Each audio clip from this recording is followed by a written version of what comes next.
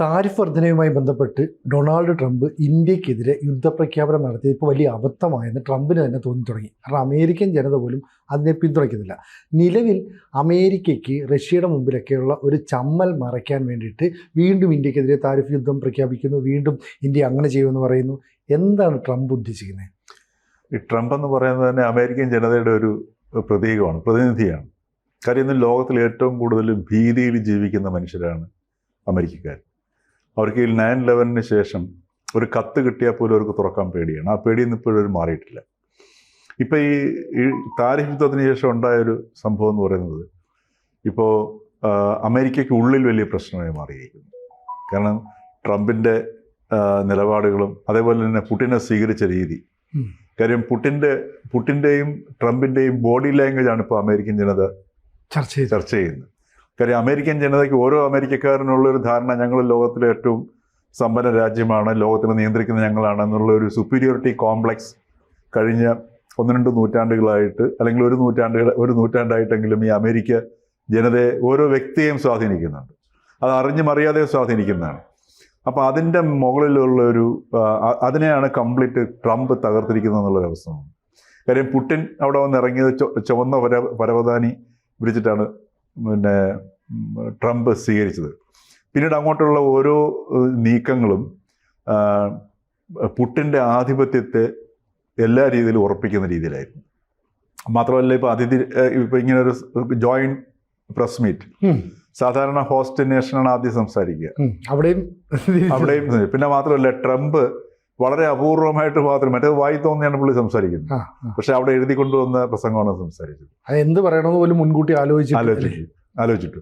പക്ഷെ പുടിൻ അതല്ല. പുടിൻ അവിടെയും സ്കോർ ചെയ്യുകയായിരുന്നു.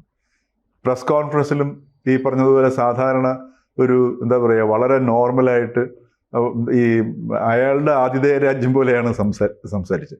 അപ്പോൾ ഇങ്ങനെയുള്ളൊരു സംഗതി വന്നിട്ടുണ്ട്. അതോടൊപ്പം തന്നെ ട്രംപിൻ്റെ ഏറ്റവും വലിയ വീരവാദം എന്ന് പറയുന്ന സംഗതി ഈ റഷ്യ-യുക്രൈൻ വാർ അവസാനിപ്പിക്കുക എന്നുള്ളതാണ്.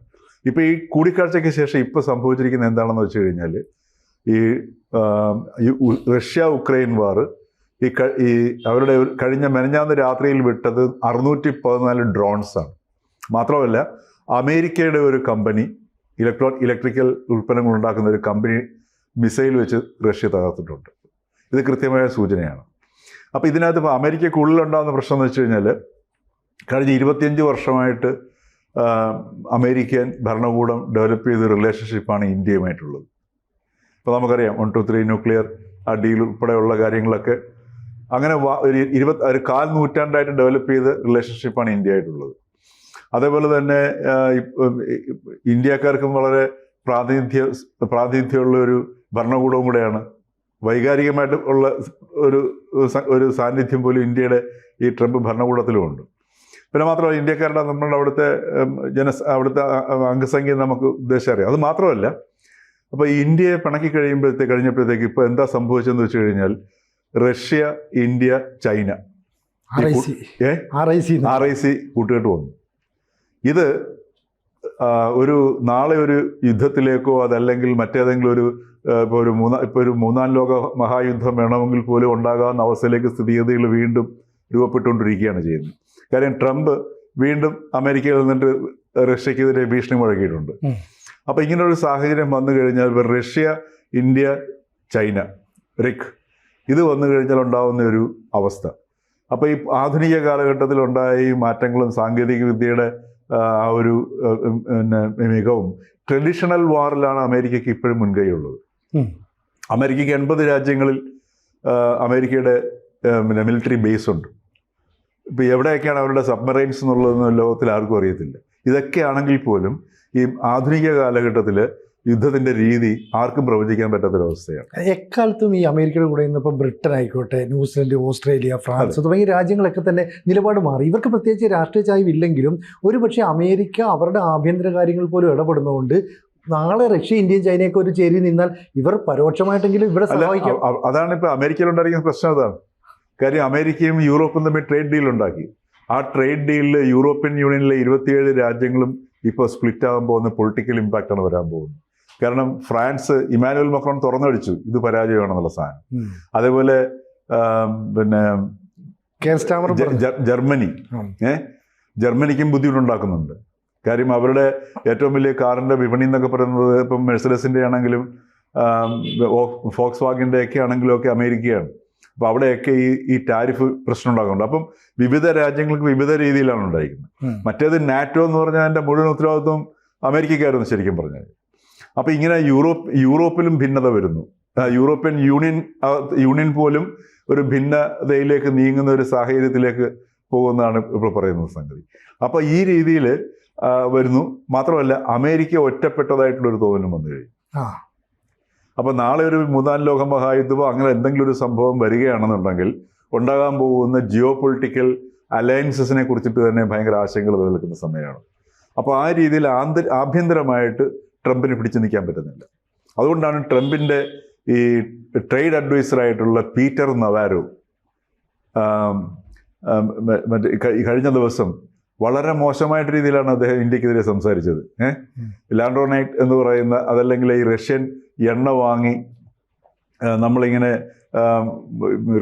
റഷ്യക്ക് യുദ്ധം ചെയ്യാൻ വേണ്ടിയിട്ട് പണം കൊടുക്കുന്നുള്ള രീതിയിലാണ് പറയുന്നത്.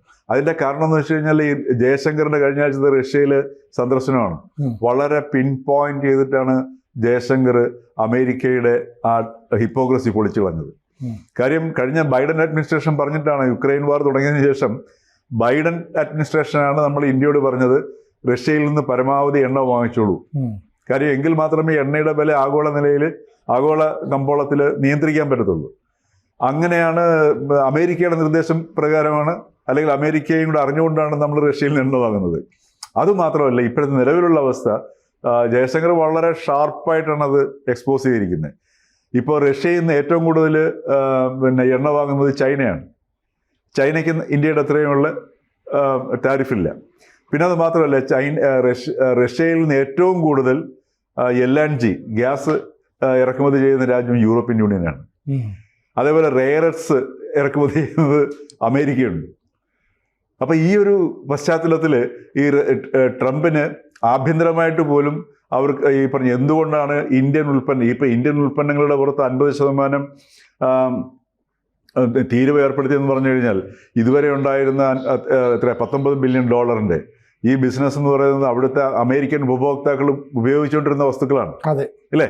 അപ്പോൾ അവരുടെ ഒരു ഇന്ത്യൻ ഉൽപ്പന്നങ്ങളുടെ അവരുടെ ഉപയോഗത്തിന്റെ ഒരു ശീലവും കൂടെയാണ്. അപ്പോൾ നാളെ അവരുപയോഗിക്കാൻ പോകുന്ന അവരുപയോഗിച്ചുകൊണ്ടിരുന്ന വസ്തുക്കൾ വാങ്ങാനായിട്ട് കടകളിൽ പോകുന്ന സമയത്ത് $100 കൊടുത്തുകൊണ്ട് അല്ലെങ്കിൽ $1 കൊടുത്തിരുന്ന സ്ഥാനത്ത് $1.5 കൊടുക്കേണ്ട അവസ്ഥ വരുന്നു.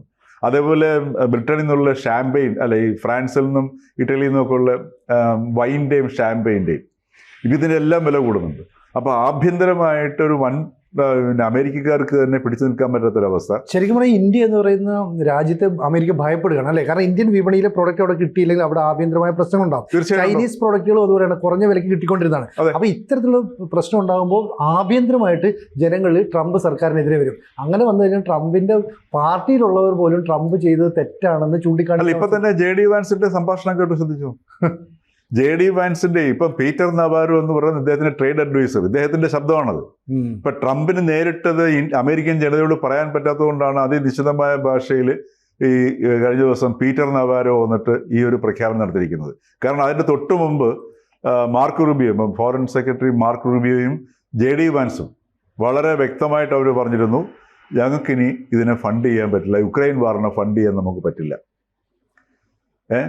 അതുപോലെ തന്നെ അത് ഉക്രൈൻ്റെ സേഫ്റ്റി എന്ന് പറയുന്നത് യൂറോപ്പിന്റെ ഉത്തരവാദിത്തമാണ്. ഇപ്പൊ മനസ്സിലാണ്, ജിയോ പൊളിറ്റിക്സ് മാറുന്നു നോക്കണം.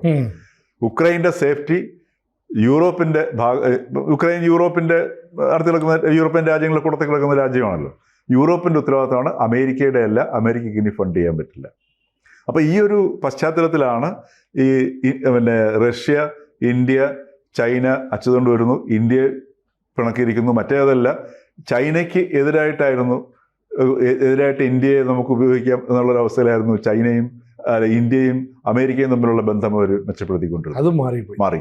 മാത്രമല്ല ആഭ്യന്തരമായിട്ടുള്ള സകല ഈ വിമർശകരും പ്രൊഫസർമാരും വിശകലനം നടത്തുന്ന ആൾക്കാർ എല്ലാവരും ഈ ഇന്ത്യയുമായിട്ടുണ്ടാക്കിയ ഈ 25 വർഷം കൊണ്ട് കെട്ടിപ്പടുത്ത ബന്ധത്തെ തകർത്തതിനെതിരെ ശക്തമായിട്ട് രംഗത്ത് വരികയും ചെയ്തു.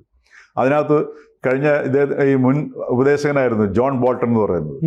ജോൺ ബോൾട്ടൺ അതിനിശ്ചിതമായിട്ടാണ് പിന്നെ നാഷണൽ സെക്യൂരിറ്റി അഡ്വൈസറായിരുന്നു അദ്ദേഹം അതിനിശിതമായിട്ടാണ് അതിനെ വിമർശിച്ചത്. അതിൻ്റെ ഭാഗമായിട്ട് ഇന്നലെ അദ്ദേഹത്തിൻ്റെ വീട്ടിൽ റെയ്ഡ് നടത്തി.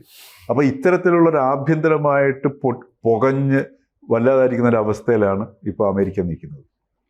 കൂടുതൽ വാർത്തകളും വിശേഷങ്ങളും നിങ്ങളിലേക്ക് എത്താൻ ABC മലയാളം സബ്സ്ക്രൈബ് ചെയ്യുക, ബെൽ ബട്ടണും അമർത്തുക.